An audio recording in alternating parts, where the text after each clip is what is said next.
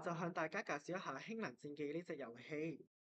傳統嘅能源會用盡高污染但係成本低，而再生能源就唔會用盡低污染但係成本高。呢個就係用家矛盾。氫能作為一隻再生能源，佢係極有潛力同埋穩定性較高嘅，但係仍然需要技術同埋配套。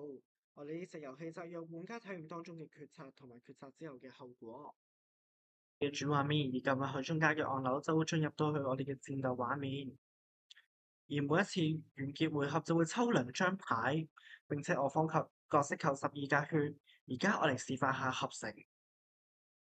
煤炭加氣化爐就會等於一張揭氫，你會見到佢嘅污染值有所上升。而揭氫我哋使用嘅時候就會發現對方造成15點嘅擊殺值，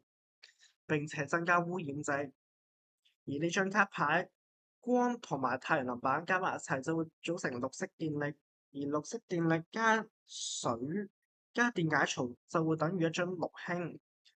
當綠氫喺場上並完結嘅時候，你會發現佢唔會增加任何嘅污染值，並且會對敵方造成大量嘅傷害。我哋想以此去帶出，你會發現綠氫入度嘅合成步驟比起揭氫多好多，佢需要用4張牌，並且有2個合成步驟。我哋亦都想以此去帶出，綠氫係對環境好嘅能源，但係暫時未最符合成本效益，而提高佢嘅成本效益就有待我哋呢一代人去發展佢啦。高昂就對比咗佢呢一樣嘢嘅合成步驟同埋合成嘅所需牌量，而產生比較慢，亦都代表咗佢嘅合成步驟比較多。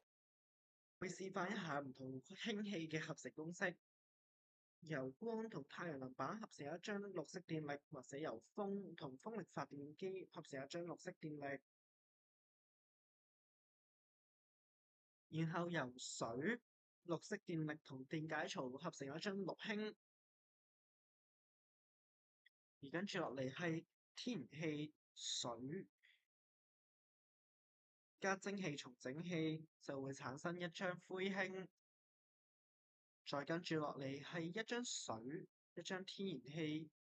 一張碳捕獲與封存裝置加一張蒸汽重整器就會產生一張藍氫。